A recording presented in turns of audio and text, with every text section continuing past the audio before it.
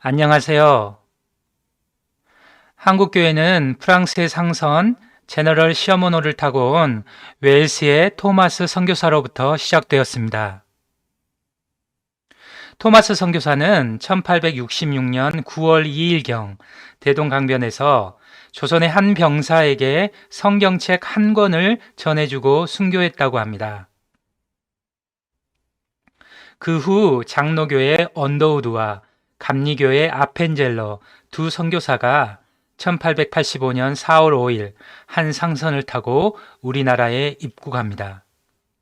그렇게 한국교회는 19세기 말에 시작되었습니다.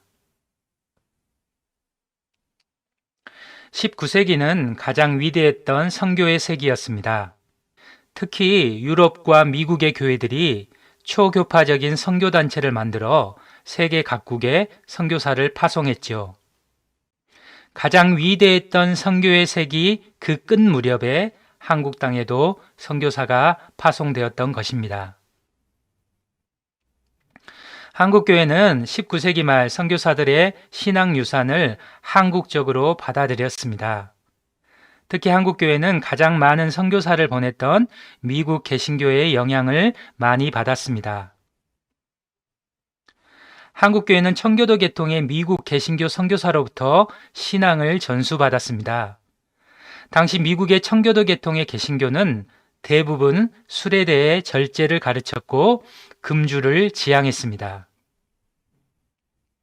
그 가르침이 그대로 한국교회에 전수되었고 또 당시 조선의 술 문화가 좋지 않았기에 선교사들은 술을 금지하라고 가르쳤습니다. 선교사들은 세례 조건으로 금연과 금주를 내세우기도 했습니다. 이런 영향을 받아 교회는 일제강점기 초반부터 절제운동을 펼쳤습니다.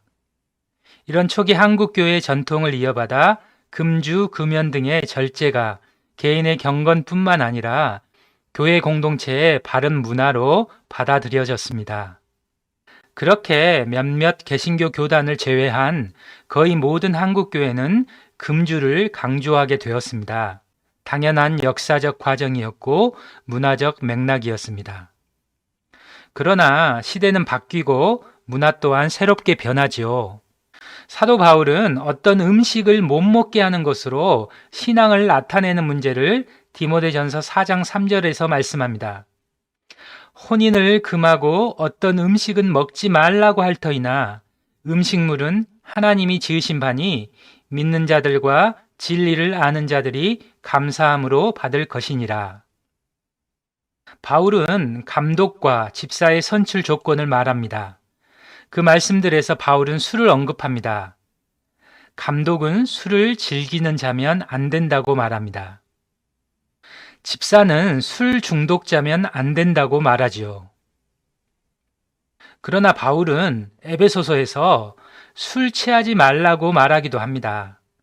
종합해 보건대 바울의 술에 대한 입장은 술은 마실 수는 있되 감독은 자주 마셔서는 안 되고 집사는 술 중독자가 되면 안 되며 술에 취해서는 안 된다는 것입니다.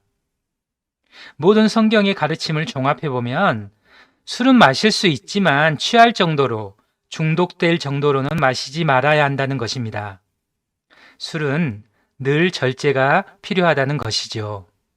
독주는 마시지 말라는 말씀도 있습니다.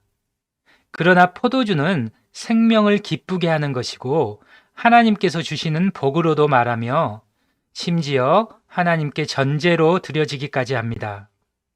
그러나 여상하게 성경은 포도주일지라도 절제가 필요하다고 말씀합니다. 21세기 한국교회는 이제 술에 대한 그동안의 전통을 내려놓을 필요가 있습니다. 술은 마실 수 있지만 절제해야 하고 술에 취하는 것은 절대적으로 지양해야 할 것입니다.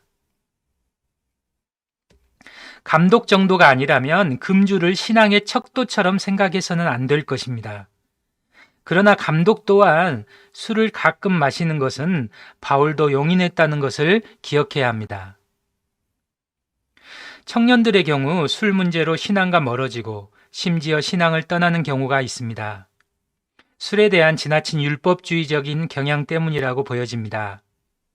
술에 대한 바른 가르침을 줘야 그들이 그런 이유로 신앙과 멀어지거나 신앙을 떠나는 일이 없을 것입니다. 술에 대한 그간의 한국 교회가 만든 전통보다는 술에 대한 성경 그대로의 말씀을 가르칠 때입니다. 좋은 전통을 왜 건드리냐고 물을 수도 있습니다. 그러나 전통이 말씀보다 우선할 때 그 전통은 사람을 옥죄이고 정죄하는 수단으로 쓰이지요. 19세기 말 20세기 초 선교사의 신앙 유산을 한국적인 문화에서 응답한 것이 금주의 절제 문화였습니다. 문화를 넘어 교리가 되었다면 이젠 성경의 가르침으로 돌아가야 할 때입니다. 20세기의 한국교회는 세상적이지 않는 것으로 신앙을 표현했습니다. 그렇다면 21세기의 한국교회는 어떻게 신앙을 표현해야 할까요? 21세기를 사는 우리 모두의 숙제입니다. 감사합니다.